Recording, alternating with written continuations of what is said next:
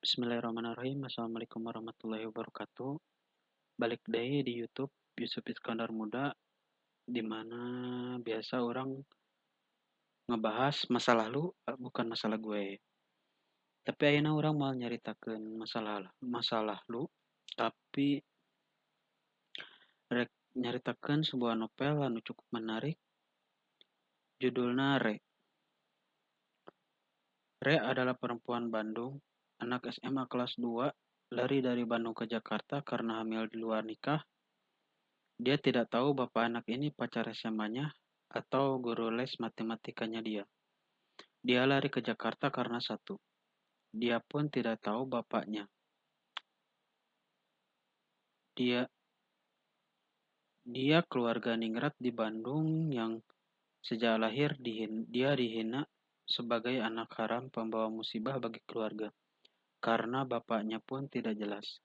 Dan dia tidak ingin ibunya mengalami bulian berikutnya karena dia pun hamil di luar nikah. Sehingga dia lari ke Jakarta dalam keadaan hamil. Ketemu sama perempuan baik-baik, menanyakan, bayimu mau dilahirkan atau digugurkan? Dari anak umur 15 tahun inilah keluar kalimat sederhana, yang berdosa saya, yang dalam perut saya tidak berdosa, dan saya harus bertanggung jawab. Sehingga dia ditampung oleh ibu itu dengan, ya sudah kamu tidak tinggal di rumah saya bantu. Perempuan mana yang tidak ingin dibantu ketika dalam posisi terpojok ada yang ingin menampungnya. Ternyata begitu dia melahirkan anak, baru 30 hari masih masa nifas, ibu yang menampungnya itu mengeluarkan daftar pengeluaran selama dia sejak ditampung dari mulai biaya sikat gigi, pembalut, sampai biaya melahirkan, yang jumlahnya Rp5.750.000. Bayangkan, kuliah di UI 40.500 satu semester, dia 5.750.000. Dan ketika dia bilang tidak tahu cara membayarnya, perempuan yang tadinya dibilang baik itu mengatakan tidur dengan perempuan 3 kali sehari atau mati. Sehingga sejak hari itu ketika bayinya masih merah, dia harus menjadi pelacur lesbian selama 5 tahun dan atau mati. Sayalah men- yang kemud yang kemudian masuk ke dalam sindikat itu dan kemudian mendampingi dia dan bikin skripsi tentang dia. Tugas kami apa? Setiap hari mami itu setiap pagi duduk di tengah-tengah perempuan yang dia perjualbelikan sambil memakan apel dan pakai cutter. Dan selalu bertanya, bagaimana pelayanan dia, Man? Bagaimana pelayanan dia, Togo? Misalnya sama teman-teman yang mendampingi ke tempat pelacuran itu. Oh, dia bagus. Dia baik. Bagus. Konsumen adalah raja. Kamu kemudian. Mami ini bertanya pada yang lain. Saya tidak melayani dengan baik. Kenapa? Karena yang memesan saya sadomasokis. Kenapa sadomasokis? Iya, dia menggigit puting saya sampai robek berdarah-darah. Baru kemudian dia nafsu.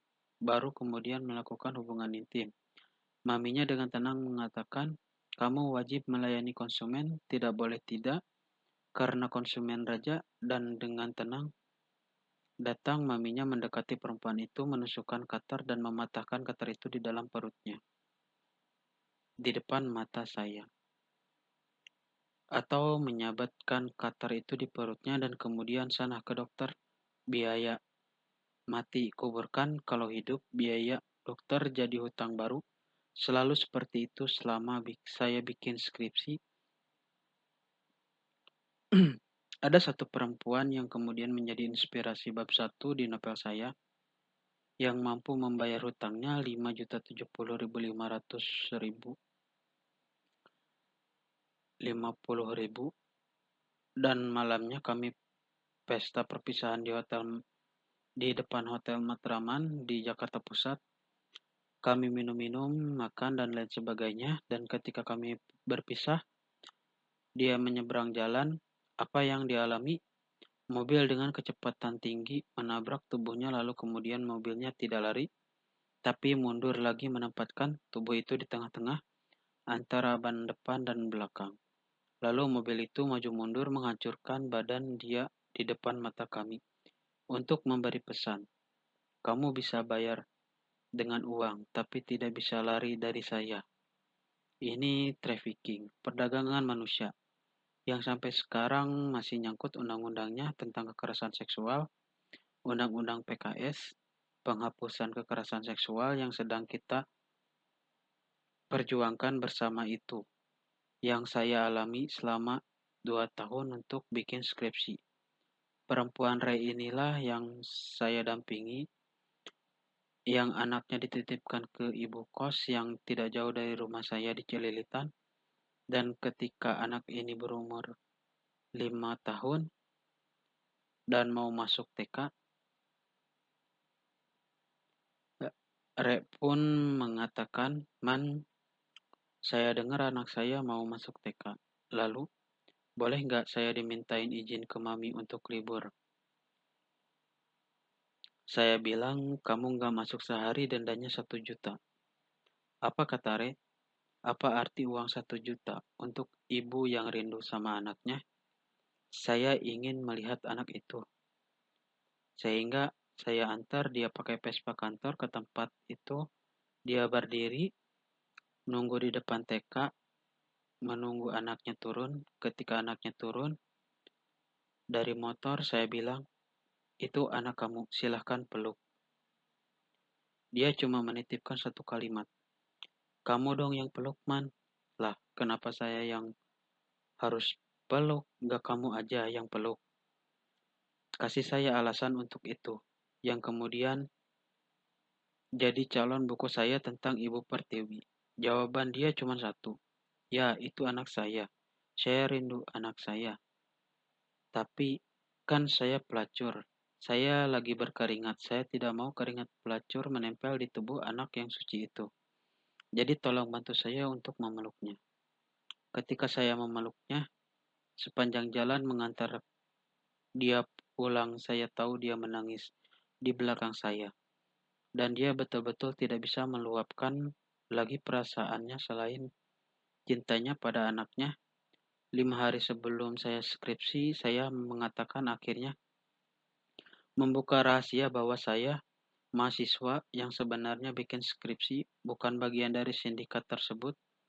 Kalau dia tidak ikro, tidak membaca tentang niat saya, dia laporkan ke preman, saya pun akan dibunuh.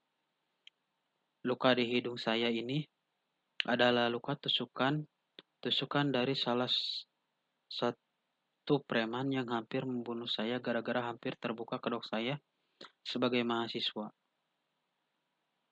Dia bilang, "Saya tahu kok kamu bukan seperti yang lain. Kamu tidak pernah minta uang, gak pernah melorotin, bahkan tidak pernah mengajak tidur, dan lain sebagainya." 5 hari sebelum ujian, saya bilang, "Saya mau bikin skripsi. Mau nggak nonton ujian skripsi? Mau nggak nonton ujian skripsi saya?" Dia cuman bilang, dia cuman bilang, "Emangnya pelacur boleh datang ke Universitas Indonesia?" Saya cuman bilang satu, "Kamu ibu, saya anggap kamu sebagai ibu bukan pelacur. Dan saya toh nggak akan pakai toa seperti yang disarankan Anies Baswedan. Kalau mau menghitung ada banjir, ada banjir di Jakarta, saya tidak akan berteriak ini didampingi seorang PSK dan lain sebagainya."